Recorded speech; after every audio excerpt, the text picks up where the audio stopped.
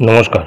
পশ্চিমবঙ্গের সরকারি কর্মীদের জানুয়ারি থেকে বকেয়া ডিএ বৃদ্ধি নিয়ে বড় আপডেট মুখ্যমন্ত্রীর ঘোষণার অপেক্ষায় সাম্প্রতিক প্রকাশিত এই প্রতিবেদনটি আমরা বিস্তারিত জেনে নেব। অবশেষে পশ্চিমবঙ্গের রাজ্য সরকারি কর্মীদের জন্য বছর শেষে বড় খবর আসতে পারে। ডিয়ারনেস অ্যালাউন্স বা বকেয়া ডিএ বা মহার্ঘ ভাতা ঘোষণা হবে কিনা এই প্রতীক্ষায় লাখ লাখ সরকারি কর্মী। আর সেই সম্ভাবনাকে উস্কে দিয়ে এই নতুন বছরের শুরুতেই পশ্চিমবঙ্গের রাজ্য সরকারি কর্মচারীদের ডিএ বাড়তে চলেছে কি ভাবছেন সরকারি কর্মীরা, কি ভাবছে রাজ্য সরকার, বিস্তারিত জেনে নিন। এক বছরের বেশি সময় ধরে অপেক্ষা করছেন বাংলার রাজ্য সরকারি কর্মচারীরা।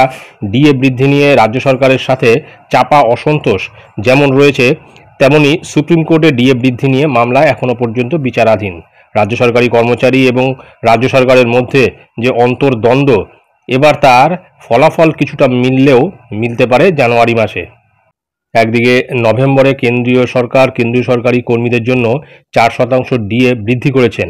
কেন্দ্রীয় সরকারি কর্মচারীরা বর্তমানে 53% হারে ডিএ পাচ্ছেন। কেন্দ্রের সাথে একই পথে হেঁটে অন্যান্য রাজ্য সরকারি কর্মচারীদের জন্য ডিএ বৃদ্ধি করেছেন। এদিকে পশ্চিমবঙ্গ রাজ্য সরকারি কর্মচারীদের ডিএর পরিমাণ 14% দাঁড়িয়েছে। পশ্চিমবঙ্গ রাজ্য সরকারের 2023-এর ডিসেম্বর মাসে 4% ডিএ বৃদ্ধি করেছিল। এছাড়া 2024 সালের এপ্রিল মাসে আরও 4% ডিএ বৃদ্ধি করেছিলেন। যদিও দুবার ডিএ বৃদ্ধি করেছেন মুখ্যমন্ত্রী মমতা বন্দ্যোপাধ্যায়, তবে মোট ডিএর পরিমাণ অনেকটাই কম।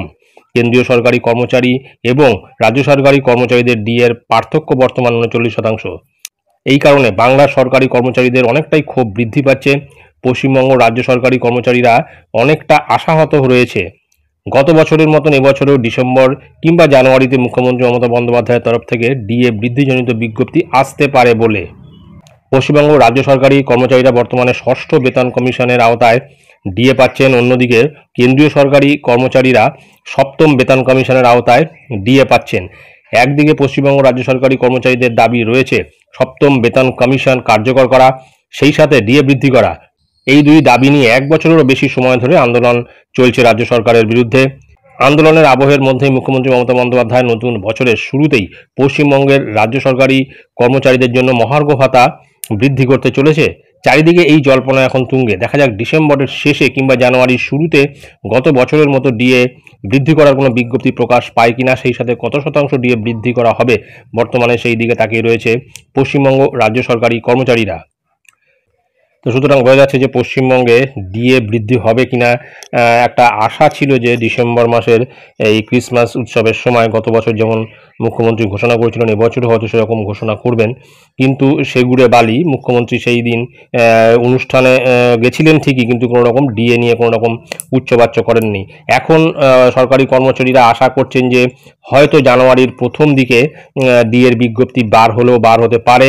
এখন সেটাই দেখার যে আগামী বছরের জানুয়ারি মাসে ডিএ বৃদ্ধি হয় কিনা। এটাই ছিল গুরুত্বপূর্ণ আপডেট ডিএ বৃদ্ধি সংক্রান্ত, যা আমি আপনাদের সঙ্গে শেয়ার করলাম।